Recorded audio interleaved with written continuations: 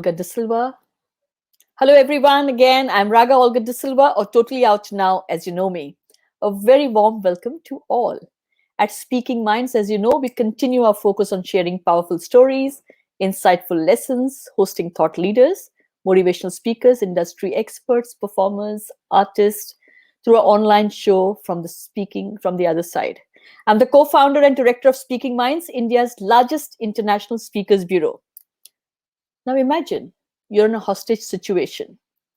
You can't see them, don't know where they are, and yet you have been assigned the task of negotiating for their life. You can't see who you're fighting against either. You are in a life and death situation. What do you do?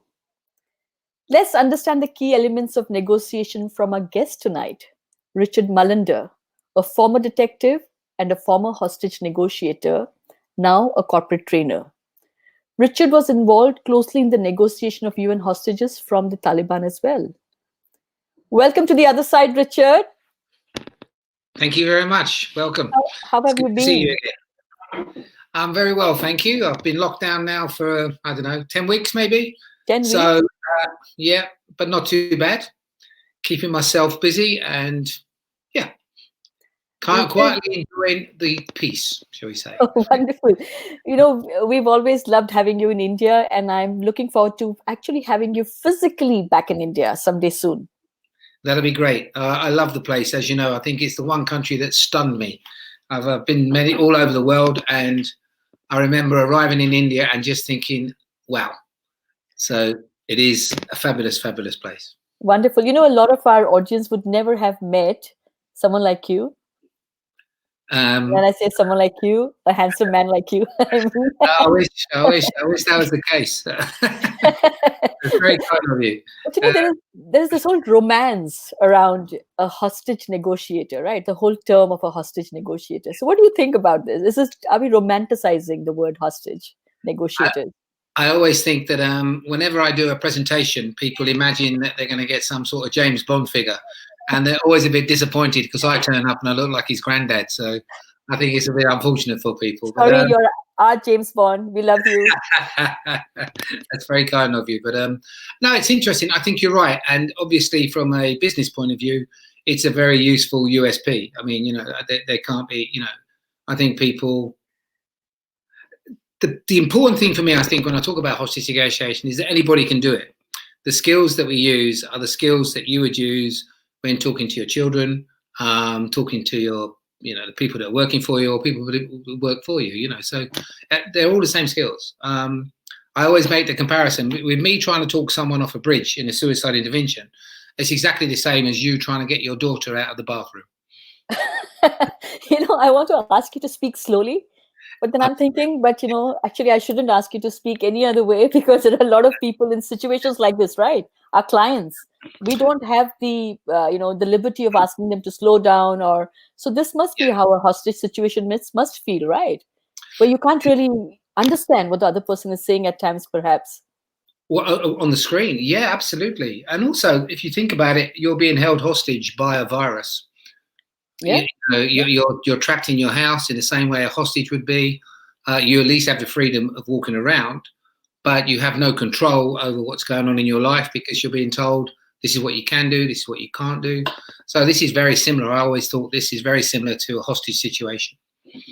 So, but, we talk a lot about listening. I remember all your workshops that we've attended and we've hosted. But what is listening, really? What does that even mean, that word? Well, I think very few people really understand the importance of listening, and very few people know how to listen properly. As you know, if you ask anybody, teach me to listen, they are they're always nonplussed. They don't know what it is. Everyone says, well, you use 2 ears, 1 mouth. That doesn't mean anything.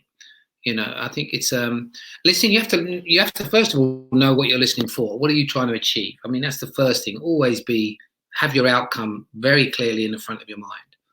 And then secondly, you listen for certain things. You listen for facts. So these are the facts. You listen for the emotions, how the person's feeling.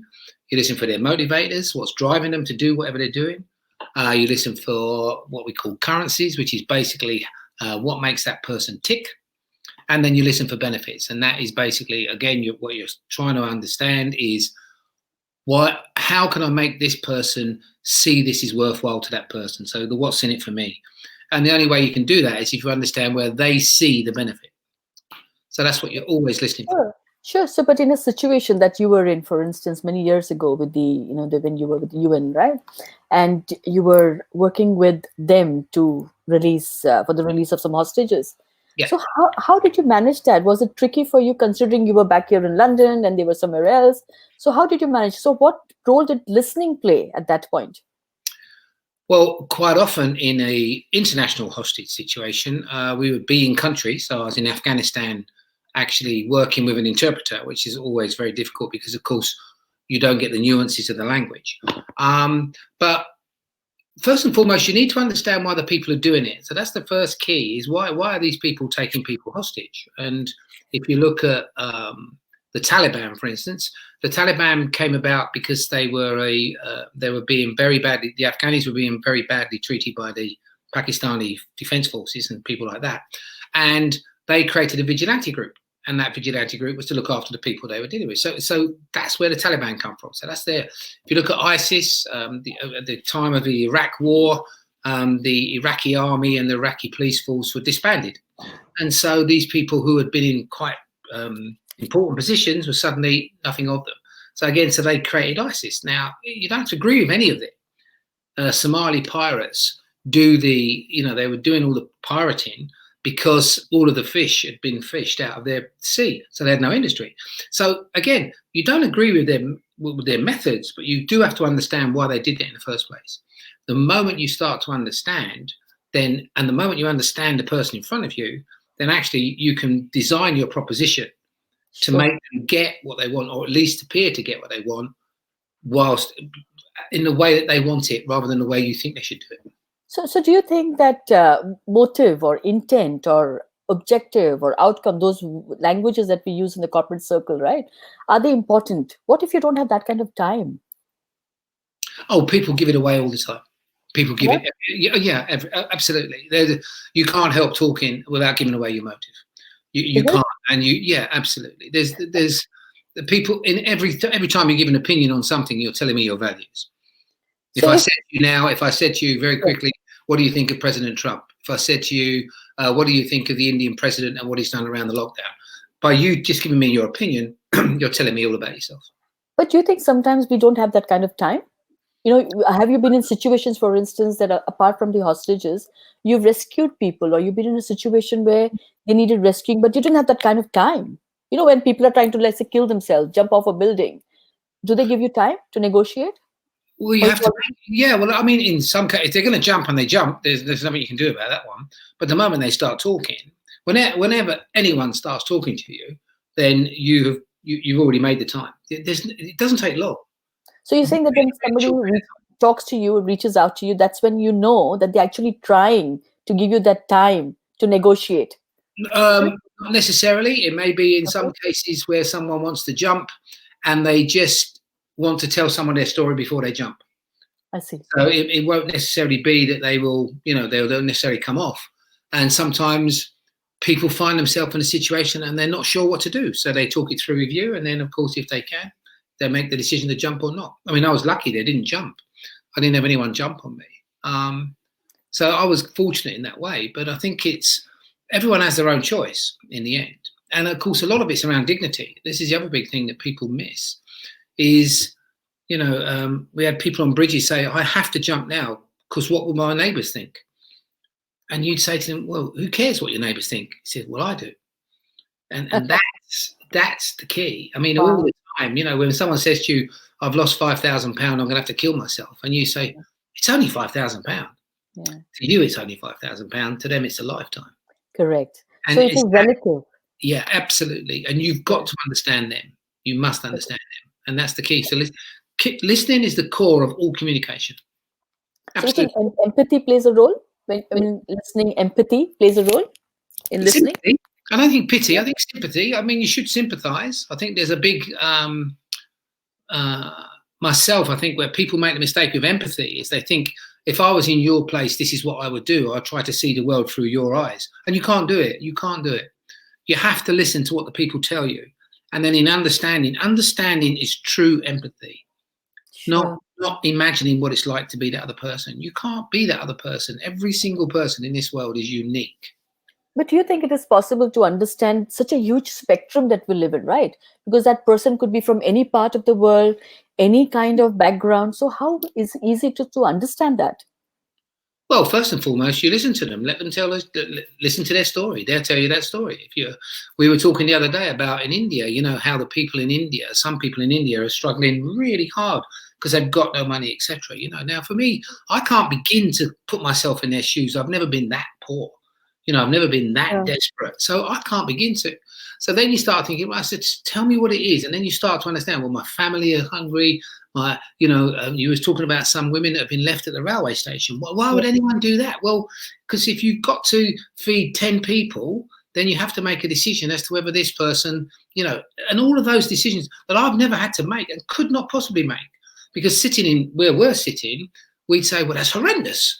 Well, to us, it's horrendous because we got the money, we're affluent enough to do all of those things. And I'm sure they don't want to put their mother at the railway station. That's the last thing they want to do. But does my 5-year-old deserve more food, or does my mother, who's already done 80 years? And I can't begin to imagine what that must be like. And I'd be absolutely, I can easily judge, but I'm judging from here where I've got, a pantry full of food.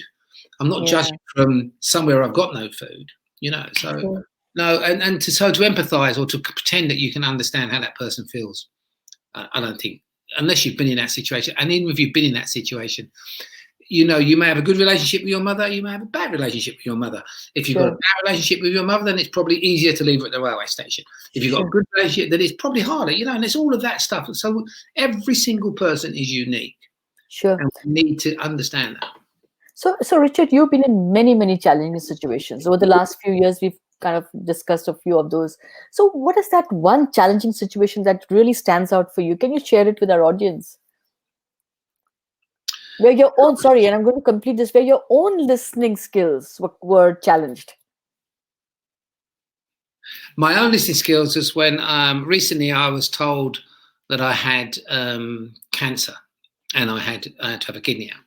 And I remember sitting there thinking, okay, and I didn't know at that time, so I was just about to be told. And I got told it. And I think the moment you said you have cancer, then I didn't listen to another word.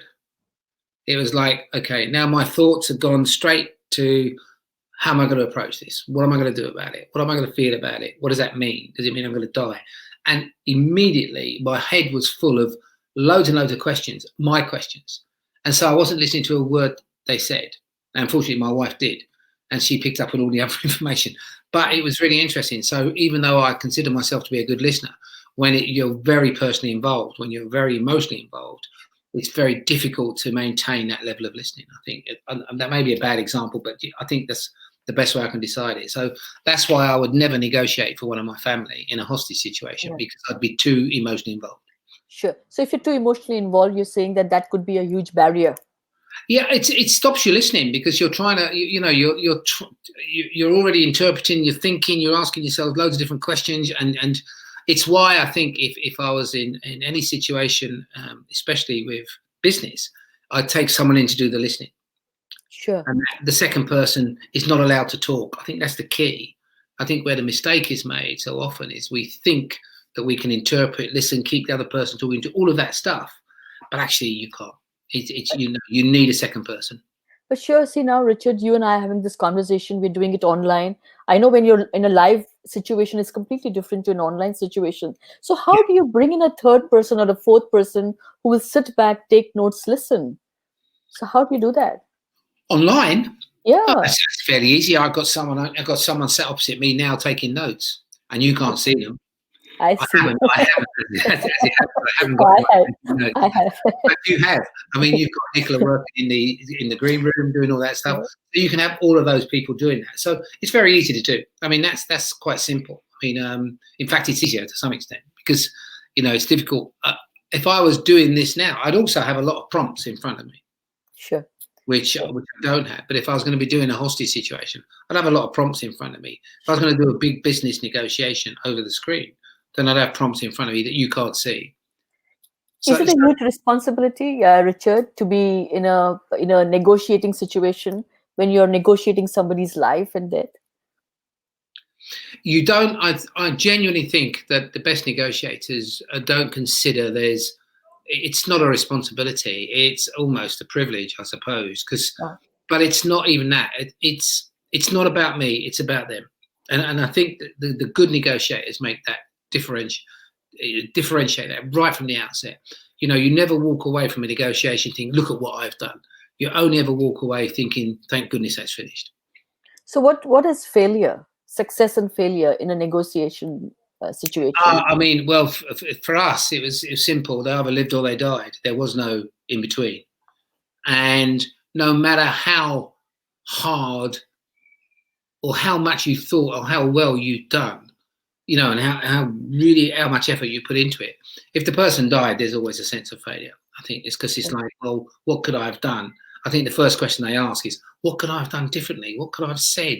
Why did I say that? And then you review it and you review it and you review it, and to see whether you could do anything differently. But it's really difficult. That side of it is really difficult.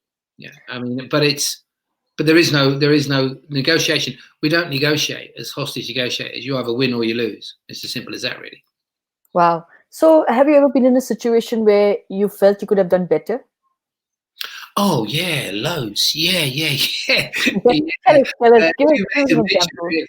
Well, I remember that I did one negotiation on a Tuesday, which was like, I suppose you could argue was the quickest. Well, it certainly was the quickest one I'd done. Within 2.5 minutes, I had a woman off a bridge, and it was just pure fluke. There's nothing good about it. She had a tummy ache. They told me she had a tummy ache.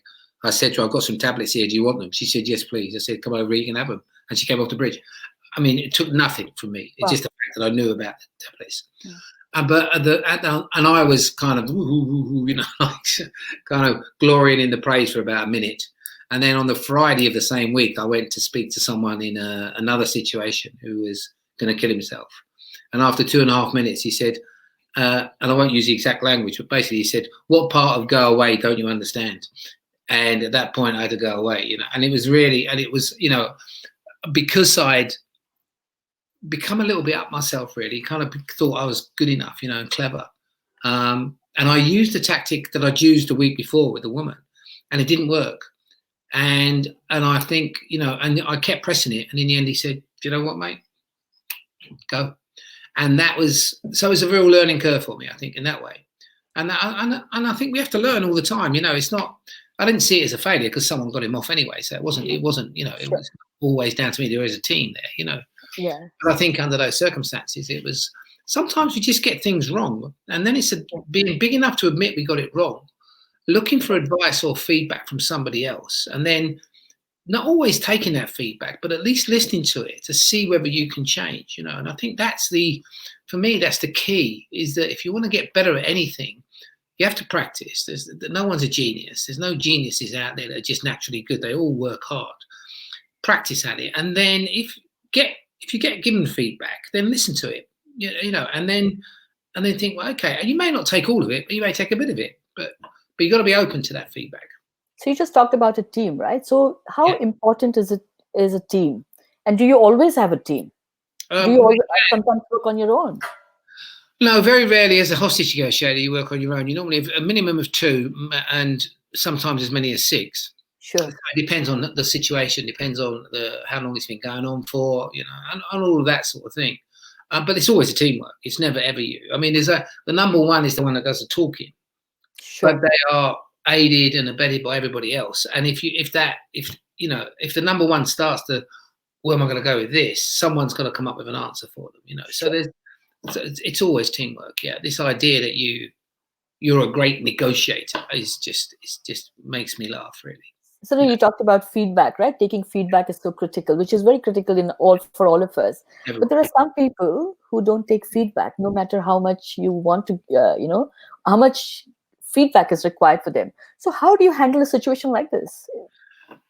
Well, again, you need to understand why. They're probably in a fixed mindset. So they've got this mindset. They've probably been told they're wonderful as kids all the way through. And then when something comes along and they fail, then they suddenly collapse. And these people kind of, they don't want to listen to feedback unless it's to tell them they're wonderful. Sure. if I had someone like that, I mean, you rarely come across it in the hostage world, because negotiators are generally speaking, well, they're all open to feedback. Otherwise, they wouldn't get through the course. I mean, because all you get is feedback, and it's brutal feedback. And you just have to accept it and think, okay, well, I've done that differently. You know, you have to take it on. But with someone like that, first of all, I say to him, listen, you're great at this. You know, so I'd give him a little bit of praise just to make sure that he's kind of on my side. And then I'd say to him, there's a couple of things you might want to think about, because they may well make you better. You know what I mean? So you'd approach it from that angle rather than from you're useless. Okay, sure. So Makes Richard, I'm going to take a short break in terms of I'm going to read out some of the feedback, comments, and questions that are coming from the audience. Audience, Okay. thank you for engaging with us. It seems like to be a fantastic session. We've got lots more coming. So let me go through this. So there's our usual Raj Singh Rawat says hi. Rima Sangvi, you remember Rima, our business partner? Yeah. She says, hello, Richard. So good to see you again. She says, someone's called you Mr. Bond. Raj Singh says Mr. Bond. Yeah, I don't think so. Hey, he is the Bond. Absolutely. Hema Mehta says hi. Anil Bharwani gives his love. Manoj Gursani says interesting and unusual speaker. Yeah, unusual he is. He's amazing. Just wait till we continue with the conversation. Yeah. Sarthak says salute to a real life hero. Oh, no. All teamwork. Sarita Dasgupta says, what an interesting person to be talking to. Way to go. Sean D'Souza is part of a team. You would have met him, who does all the creative at Speaking Minds. He's here as well. Kruti Parik asks, she's a young magician from India. And she says, what is considered a good negotiation? Oh, I think from a business point of view, or from a hostage point of view, everyone comes out safely. I mean, that's everybody. That's all the perpetrators, the hostages. Everyone comes out safely. That's considered to be a good negotiation. That's a good result, at least. In a business point of view, I always think of win-win-win. I know people talk about a win-win situation. I'm kind of, if it's business, then if you imagine 3 wins, the first win is big, the middle win is small, the last win is big. So you've got win, win, win. And so my win is going to be big and your win is going to be small. However, you've got to think that your win is bigger than my little win. So if you imagine 2 arrows going from win, win, win, win. Yeah. And it's that. So that would be a good negotiation. But of course, if you do that, you've got to make sure that the other person never realizes that you've done better than they have. But what is big and what is small? Is it, that depends on the context, really. I mean, it depends, you know, do you get more out of it than the other person? I suppose. I don't know, really. It's whether you feel, when you come away from it, you feel good about the negotiation, that you've had a good negotiation, that in so much as that people have, they both sides come away feeling good about it. Sure. Do you know, that's the key, because you're building long-term relationships. I always think all negotiation is about building relationships. Brilliant. So that's so critical for us, isn't it? In real life, in business, and whatever we do, building relationships. We keep forgetting that. Sonal Sher says, love what he just said about understanding and empathy. Yeah. That's great. Sarthak says, what takes priority when you're in a situation, emotional or being pragmatic? What takes precedence, he's asking. Good question. Well, I think it depends on the situation you're in. You must be pragmatic. You have to be pragmatic. But I think you have to come across passionate. So you've got to be able to show emotion. There's no reason, you know, if someone does something bad, what's the matter with you? Why are you doing that? You know, I can't understand this. You know, I don't see what you're looking to achieve by doing that. Why are you doing this? So you can kind of, you know, you can show emotion and you can be emotional, but you can't let your emotions control you, because then, you know, no one likes talking to terrorists. You know, it's difficult to talk to people like that. I'm not particularly keen on the word terrorist, but no one likes to be in that situation where people have taken control of someone else. You know, no one likes that. But you can't allow that to get in your way, because if you do, you'll never negotiate properly, because you see the other person as being wrong, and you've got to take yourself out of that. We're talking about the T word, which I don't want to use the full word. The T word, you know.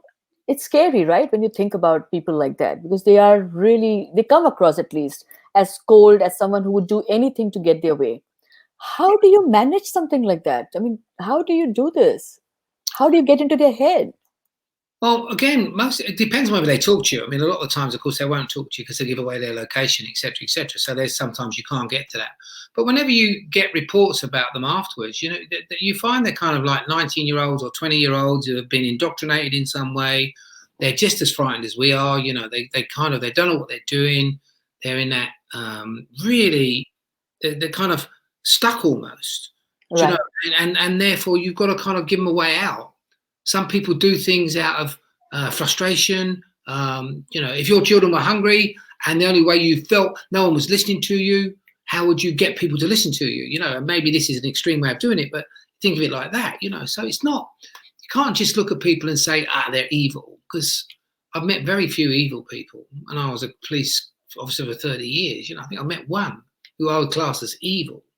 You know, other people have a story, and you've got to understand their story. Sure. So You you know, think that people you can reach through to those people, right? Even if we think they are hardcore, cold people who will do anything to get their way. yeah, and maybe you've got to find a way to get through to them. It may be that it won't be necessarily emotional. It could be financial. It could, you know, Yeah. you've got to look at it from a point of view. That's why being pragmatic is really important. Sure. You know, sometimes it's all very well appealing to their better nature, but it may not be. You know, if someone believes in money, then the better nature is money. You know, it's not, and that's the same in business. You know, but Sure. there is, you know, you can use emotional blackmail to a certain degree, but it's not always. It doesn't always work. You've got to find out what's important to the other person Right. and So somehow get that yeah. across. You know, So we are saying all walls can be penetrated, basically. I think there's some that can't be, but then Okay. you have to be clever as to do it. I mean, you've got to be. You may have a CEO that just doesn't like you.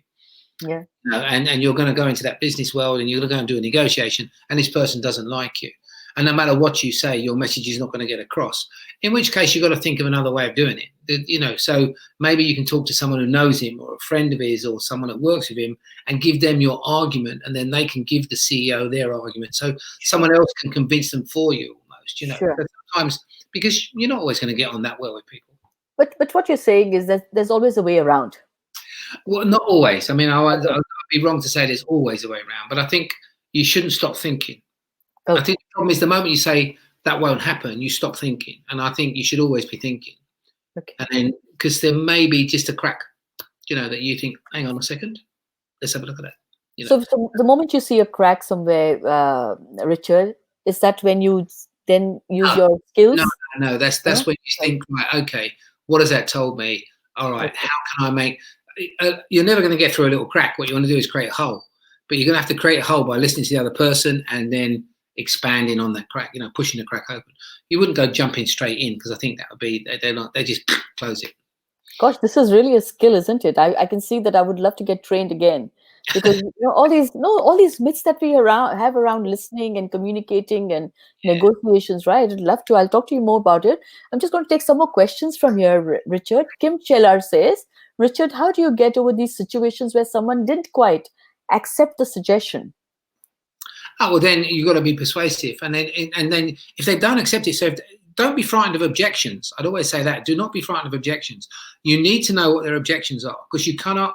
If you don't know what their objections are, they'll just say, "I don't want to do it." And, well, why not? You know, you need to know the objections. Never be frightened of the objections, because whenever you get the objection, you just think, well, okay, how can I do that? You know, how can I manufacture something, or how am I going to get around that? Because objections are just objections. Fantastic. We've got Sonam Kalra, another talent we manage. She said some amazing things. She says, you're amazing.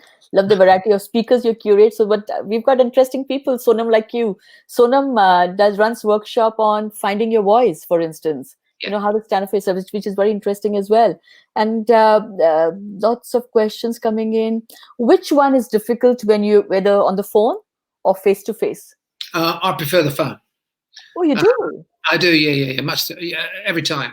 Purely because I can't see you. If I can't see you, then I'm not distracted by what you look like. I'm not distracted by, and if someone's being injured, it's very difficult to stay unemotional when you can see something happening to somebody.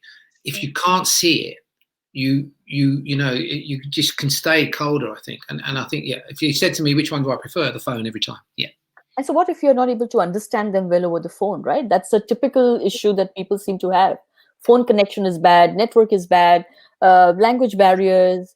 You can't see Okay, them. well, if you give me a choice, then I'd say I'd like to see him face to face. But I mean, if you're telling me, if the phone's working, then I'll go on the phone. I mean, every time, yeah, every time. You know, but these conversations you and I have had in the past, and we said these whole myth about listening and communication, that Yeah. we should see body language, and I can see you, I can look into your eyes and see whether you're lying or you're playing, but you can't see all that when there is a barrier, right? And you're on the phone. So how I'm not a great lover of body language. I've always said it's one of the great myths. I think it's just nonsense. 7% of communications in the word spoken is just rubbish. I mean, if you want to find out about anybody, you've got to listen to the words. And the body language means nothing. If your listeners now want to turn off the picture if they can see the picture, and then or turn off the volume, they won't be able to hear anything.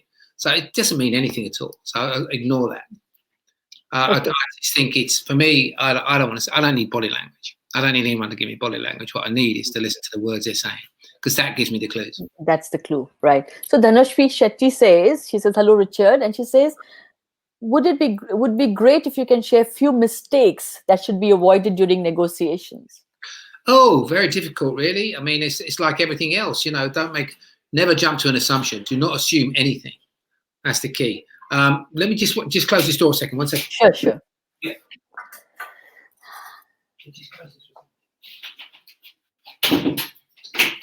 Sorry about that. Yep. Yeah. Don't make assumptions, and never make an assumption. So that's the biggest jump. Don't be too quick. Listen carefully, and test your assumptions by saying something like, "It seems to me that," never make don't guess.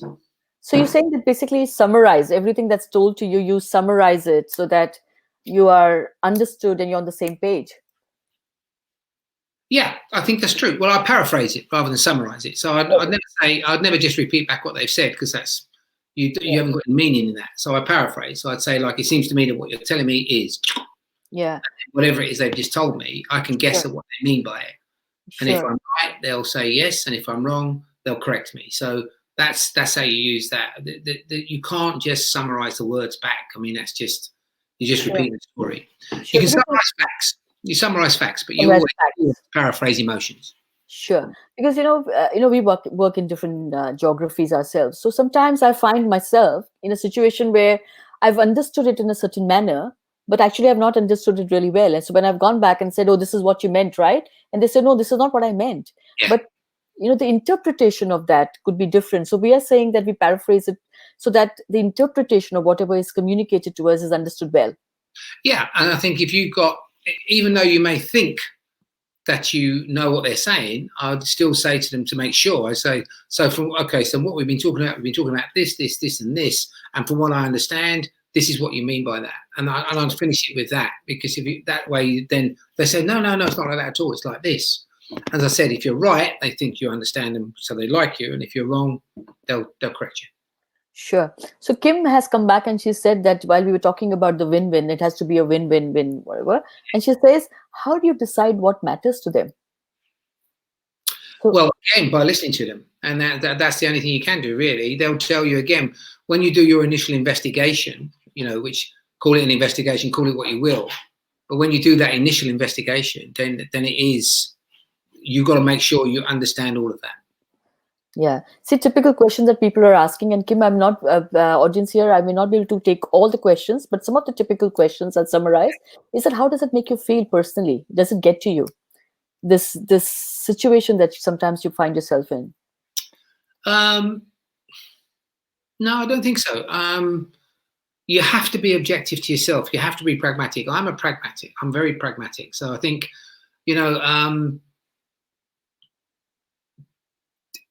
even when you're investigating a murder or a rape case or something like that, if you become emotionally involved in it, you start to lose impartiality. You become less objective. Objectivity is the word I suppose I'm looking for. And I always think I've got to be objective here. My job is to get everyone out safely. My job is to look after the people. My job is to make sure that everyone comes out alive. So that's my job. So I've got no right, in a way, to be too emotionally involved, because I'm going to lose focus on what I'm meant to be doing. When you're Sure. in a business thing, make sure you know what your outcome is. I think that's the key for everything. It's easy for us. Our outcome is to get everyone out safely. In a business meeting, what's my outcome? So as a hint, first, the first time you go into a meeting, the first meeting you have with someone, your outcome must be to get them to trust and like you. That's the key for that first meeting. Because if they trust and like you, they'll give you a second meeting. See, So in a situation, sorry, Richard, in India, for instance, I mean, we work worldwide, but in yeah, India in particular, we take a long time to build relationships.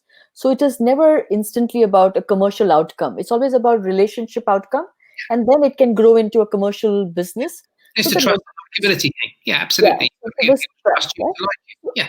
So in our case, in the case of India, it takes a long time to build that trust, build that relationship, basis which then a commercial transaction typically happens. I'm not saying this is the general case, but it happens typically. So how do we learn to, maneuver and navigate through that kind of a long-term relationship and at the same time negotiate effectively?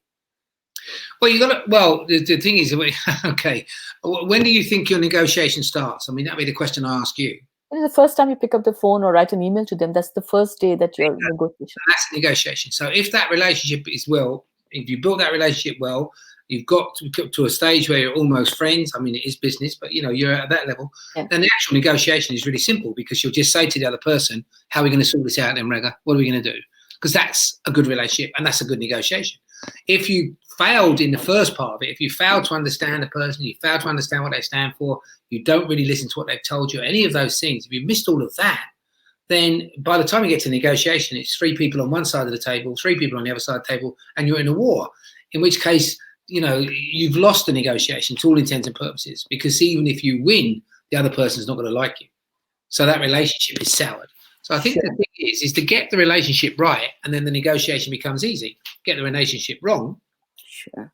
If we're in a situation where we're talking to somebody and they obviously don't like me, then we bring in another negotiator. Okay, so you replace. Yeah, absolutely. Yeah, it's nothing Okay. to do with me. And I think in business, where a lot of people make a mistake around business, same thing. They kind of keep going on, struggling and Yeah. trying to get the relationship better. And what do I do now? He doesn't like me, etc. And just put someone else in. Someone else. Yeah. So you can have a friendship on the side, but commercial transactional relationship, if the person doesn't like you for some reason or someone else, you just replace. You'll never have a friendship with someone who doesn't like you. Correct. So that's as simple as that, really. I mean, if you don't like somebody, there's no friendship. Sure. So on that, I have another question from Meghna Kapadia. She says, when do you know if your persuasiveness might trigger the other person? Say that again. When do you know if your Persuasiveness might trigger the other person? I'm thinking good or bad, right? Are you thinking good or bad? Well, if you're using some techniques, or if you're saying something that obviously going the wrong way, get out of it quick. Be flexible enough. Negotiation's about 2 things. It's about listening really hard, and it's about very quick thinking. You've got to think quickly. Sure. See, we're talking about a hostage situation. We're talking about challenges that you face when you're in a situation where you have to listen, communicate, negotiate. Yeah. Richard, I'm going to talk to you about the current lockdown situation. We kind of talked about it the other day. We are confined into smaller rooms. I mean, you and I, we have space, but a lot of people don't have the luxury of that space. Now, a lot of domestic violence is now making rounds because of whatever, some naturally so, and in some cases, is getting out of hand. So how do you manage a situation? Because I think some of us are held hostage in a manner, to say, right? Yeah, and we get frustrated. And we get frustrated with each other. We don't understand each other. We start to fight each other, and small things become big things. I think the key is to sit down and say, look, first and foremost, say, look, this is what happens when you do this. It really upsets me. And do that sort of thing and have a discussion, have an open debate about it. Yeah. So I'll just get my son to close my door for me. Thank you. The other thing is, if you have an argument about something, most people argue about something that's gone before. And so therefore what you're doing is you're fighting over something you can't do anything about. It's done. Right. You have a choice. You either walk away, which in this situation you can't do, or you just take it straight to the future tense. And what you say to the person is, look, I'm really sorry. I shouldn't have done that. How can we make sure I don't do it again? I'm really sorry it had that effect on you. How can we make sure I don't do it so it doesn't have that effect again? So you put it straight to the future tense. So it becomes choice rather than blame. Sure, but Richard, you're talking about logical, rational people. I'm talking about domestic violence situation where one person is in control, trying to show power. That is what domestic violence is, right? And now you're held hostage in a situation in confined home, stay at home, work from home, lockdown. Well, How if do you you manage? okay, well, if you want to, I mean, most hostages, and this will say the one thing they need to be is compliant, but I don't think that's particularly the answer you want, really. But I Yeah, think it's that's the difficulty is in a hostage situation, that sort of situation, become more compliant because at least then you kind of take away and help the other person out. But it becomes the power becomes almost you're giving away so much of yourself. I think it's really difficult. First and foremost, you've got to understand why is this person doing it. And most people that do domestic violence have probably been violated in their own way and somewhere along, you know. So there's a whole history of stuff like this. Or I've sure. always got my way by beating people up, therefore I'm going to beat you up and I'll get my way, you know, that sort of thing. It's really difficult. I mean, I can't really give you with domestic violence. The victims of domestic violence will know better than for me than how to deal with it. I think that's the Sure. reality because Yeah, you've got the person in front of you, and I don't know whatever winds that person up. It could be anything. It could be nothing.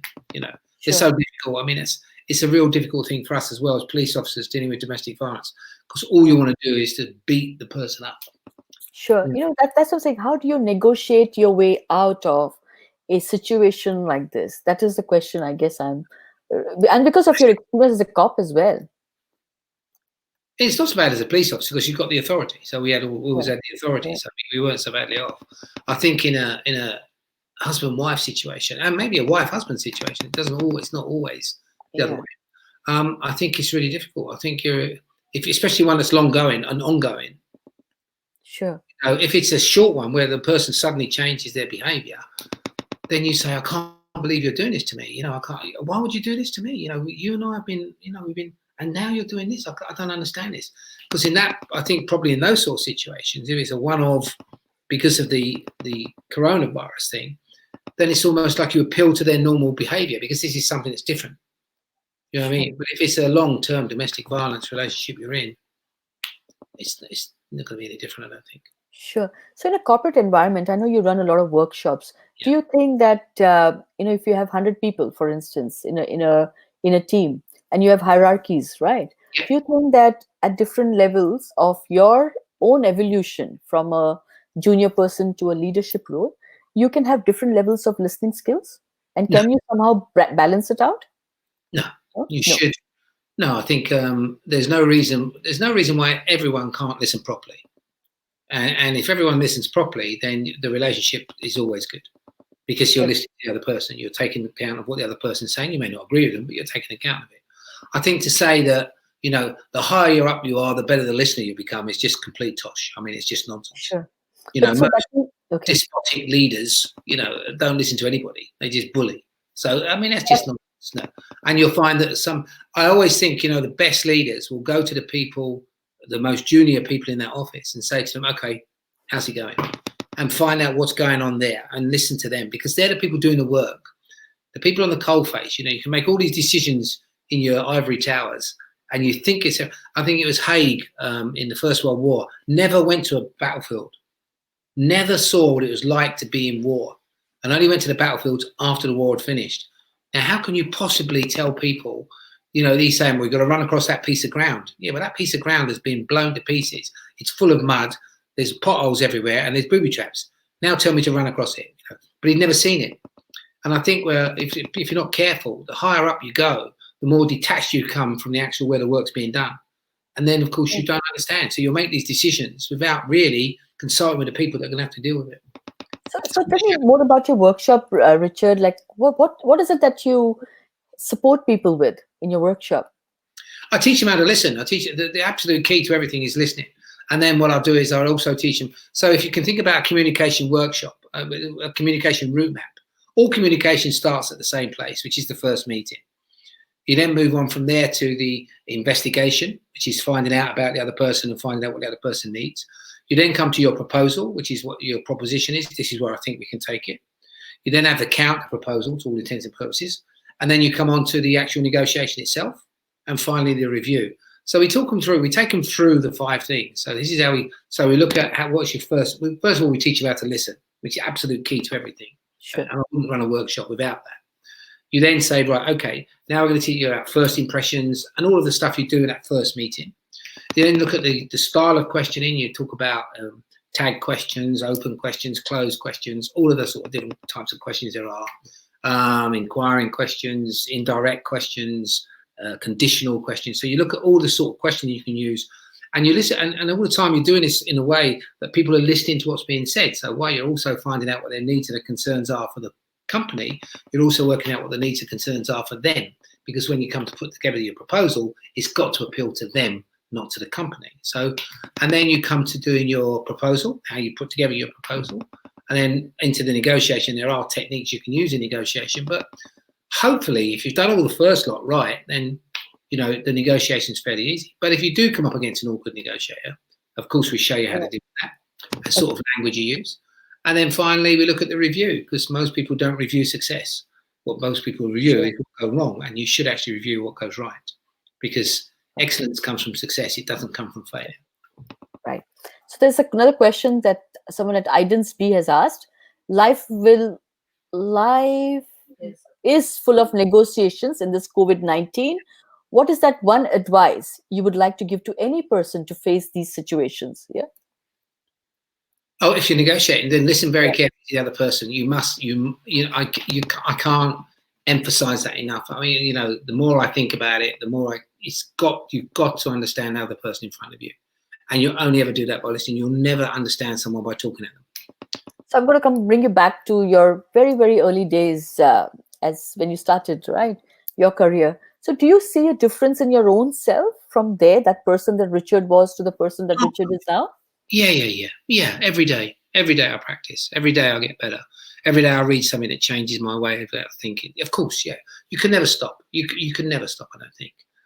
There's loads of really good books out there, you know, which not necessarily about negotiation, books about persuasion, books about all sorts of different things, and mindsets. You know, how do you change your mindset? Do you have a growth mindset? Do you have a fixed mindset? All of that sort of stuff, which is all really fascinating. And of course, when you put it together, you create I now talk in a way that I never talked about. The other big thing I've come is I challenge everything now, which I found in the past, I think I would have listened to people and just accepted it. No, I challenge everything. And I think it's looking at from the world, from the outside looking in, rather than from the inside looking out. I look at it, I like to see the world and think, okay, what's going on there? I was fascinated when we spoke the other day. I know I'm talking too much, but no, please, we love it. But when you said about India, you know, 130 million people, I think you said, who are now almost out to starvation, you know, or 30 million or whatever. I mean, it was a massive figure. And we don't even, you know, we don't even think about that in this country. When you're in England, so you know what it's like. It's never even mentioned. But one of the keys is I think Trump said this, and I'm not a great lover of Trump, but he said, is the cure worse than the illness?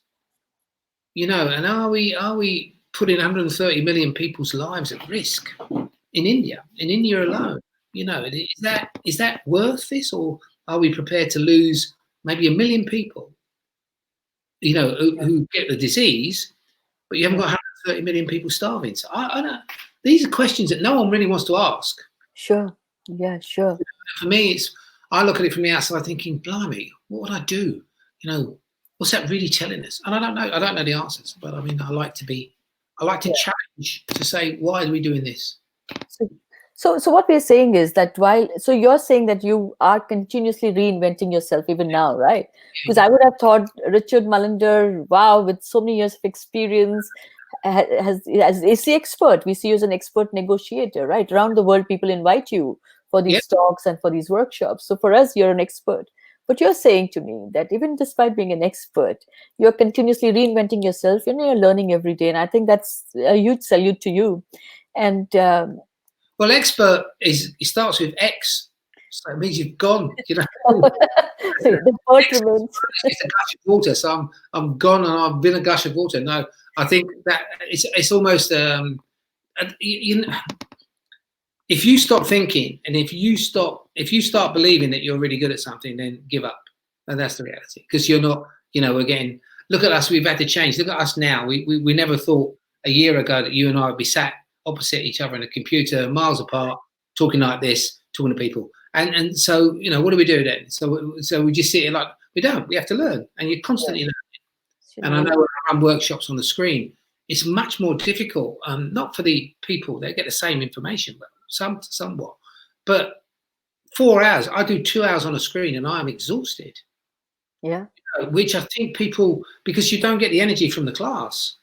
So that 2 hours, and equally people watching me for 2 hours will get exhausted. It's like, well, stop, you know, get him off, God's sake.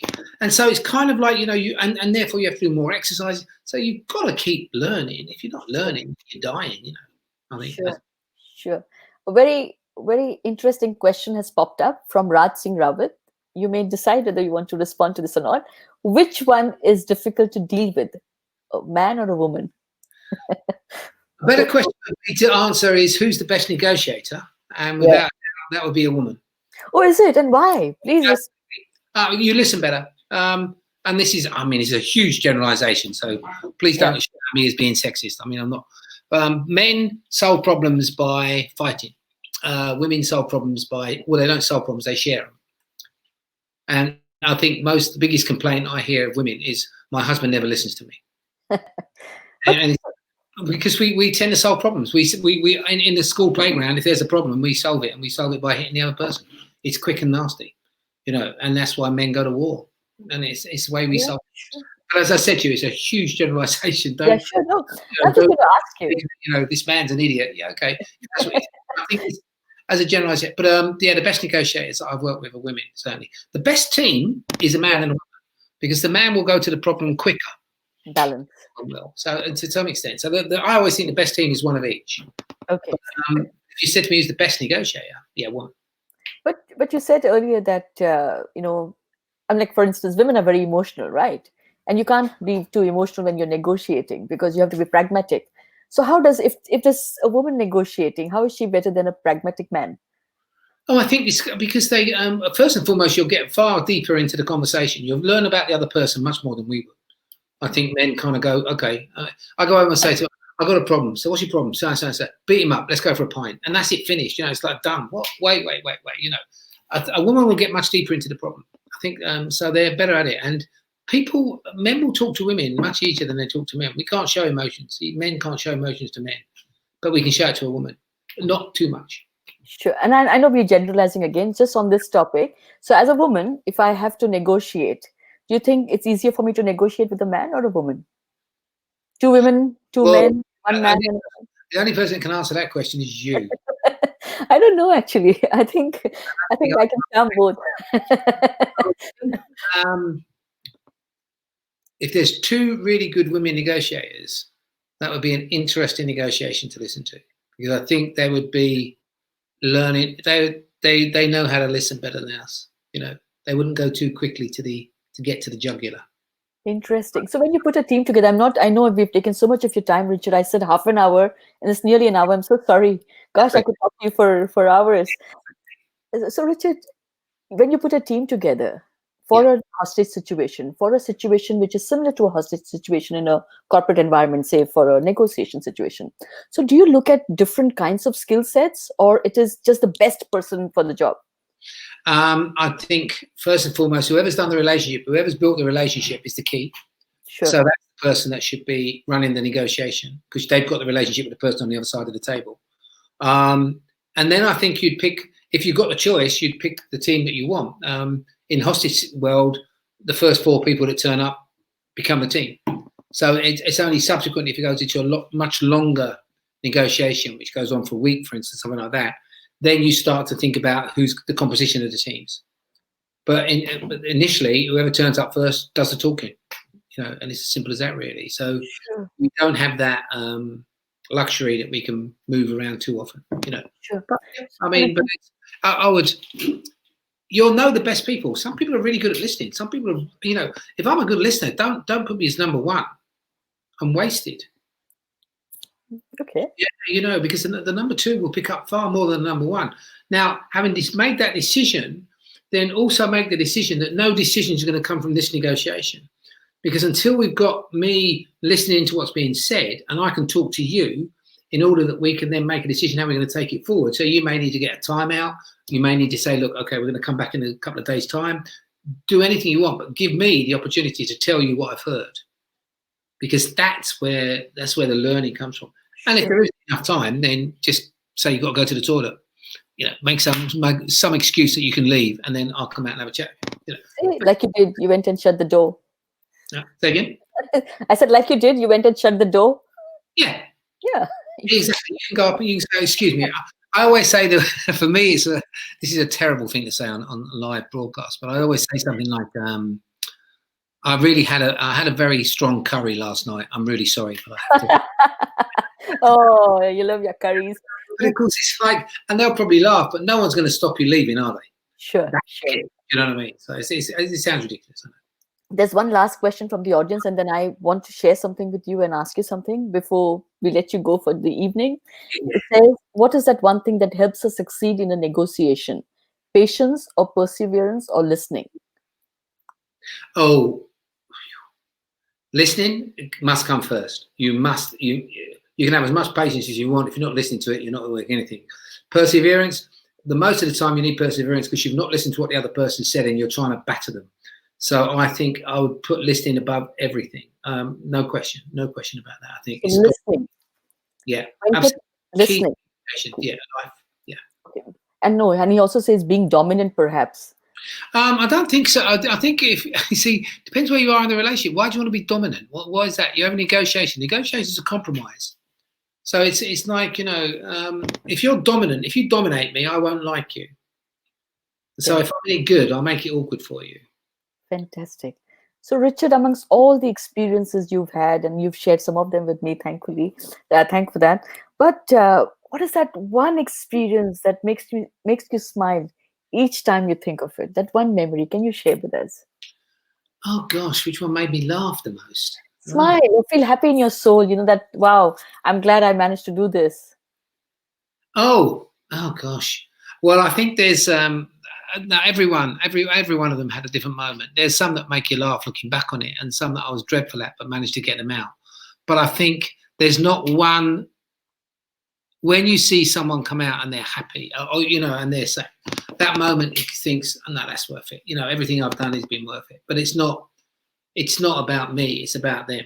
That really, and I don't mean that. I'm not trying to be some sort of like saint or anything like that. It really is. There's just the sense of relief. I think that's the key. And then the laughter afterwards. You've been talking to people on bridges who are going to kill themselves, and they start laughing with you, and that's great. I think that's kind of like they say, "Well, it's ridiculous." I know, I'm freezing.